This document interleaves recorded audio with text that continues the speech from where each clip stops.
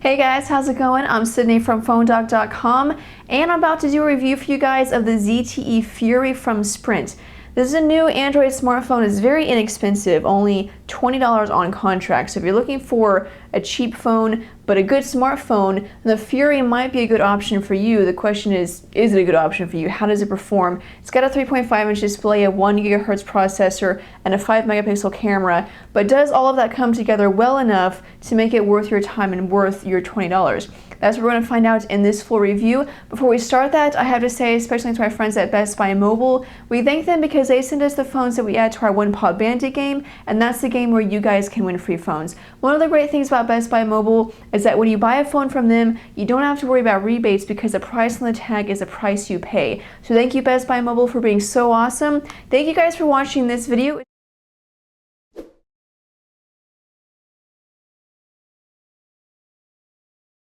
Let's move over to the back and we'll talk about this camera. Now it's a 5-megapixel camera. As you can see, it does have an LED flash. Interestingly, it also has a self-portrait mirror. And in picture quality has actually been, I was surprised. I was expecting pretty mediocre picture quality, but it's actually been pretty good. And so I have some shots here that I'll put up on the screen.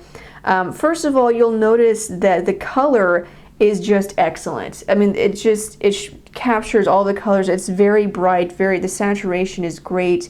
The greens are very green, the reds are red. You know, the colors just show up very well. And not only that, but the clarity isn't bad either. Now, you know, whenever you zoom in, you can kind of notice that it is a little bit rough and a little bit grainy, but really the clarity also very good. You know, for a 5-megapixel camera on a low-end phone. Here are some inside shots.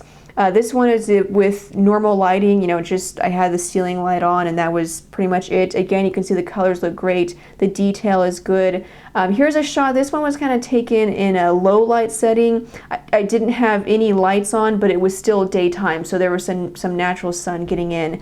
And you can see there's some noise here. It does kind of get a little more grainy having it in a low light setting, but still a good picture. So the camera actually impressed me very much, probably more than anything. So if you take a lot of pictures and if you want a phone with a great camera but you don't want to pay, you know, $100, $200, this is definitely a great option because the camera just absolutely blew me away. There is no front-facing camera. And it also doesn't capture HD video, which was kind of surprising. Most phones these days, you know, even low-end phones, they capture HD video, so I was surprised to not see that feature. But still, the still picture quality was excellent. Now, this is a 3G phone, you know, as you can expect. It's not a 4G device. You're working off of Sprint's EVDO Rev A network.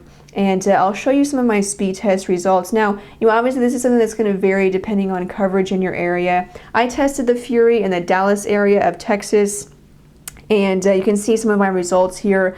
I have some lows here of about 170, you know, possibly 200, 250, but I think for the most part I'm averaging about 400, 300 to 400 kilobits per second for downloads, which is not that great. It's a little bit slower than I would like. I was kind of disappointed by those speeds, but you know, again, this may be different.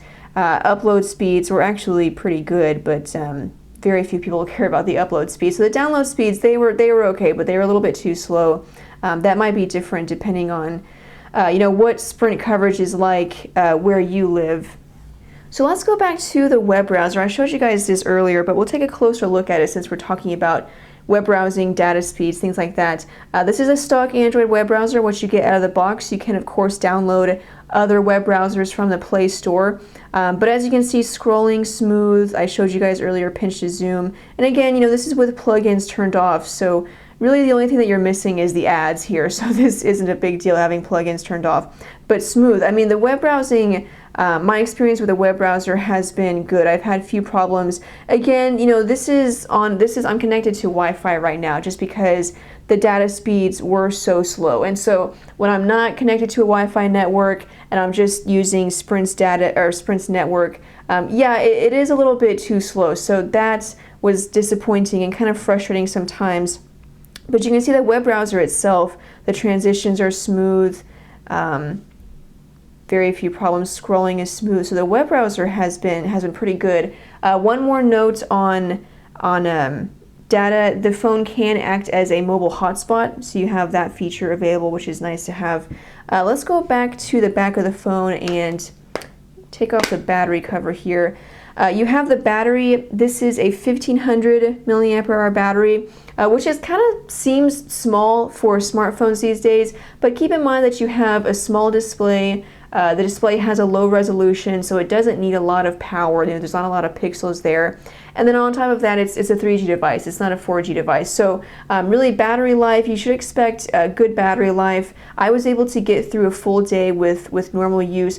Battery life is one of those things that's going to vary a lot depending on your usage habits. So, I was able to get through a full day. You should too, but again, it's going to vary. ZTE estimates that you should be able to get 8 hours of talk time, which is pretty good. A note on memory: the phone does ship with a 2 GB card, as you can see here. The phone itself has 4 GB of built-in storage, and then with this slot you can add an additional 32 GB. So out of the box you're getting 6 gigs with the 4 internal and then the 2 GB card, but you can have more if you want to add a larger card. So on the memory front, actually, pretty good. To have 4 GB of internal storage is not bad, and then shipping with that card, also very good too. Now, I mentioned earlier that Sprint has included a few custom apps, so those do take up a little bit of memory space.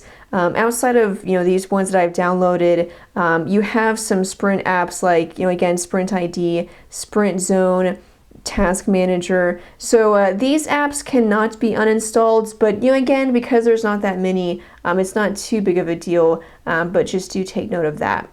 So that's pretty much it, guys, with the ZTE Fury from Sprint. All in all, for $20, you're getting a pretty good phone. Performance, I've had very few problems with it. Obviously, the occasional lag here and there, exactly what you can expect from a low-end phone. But for the most part, it's been great. I've had very few problems. The camera was very impressive, just absolutely blew me away how well it performed.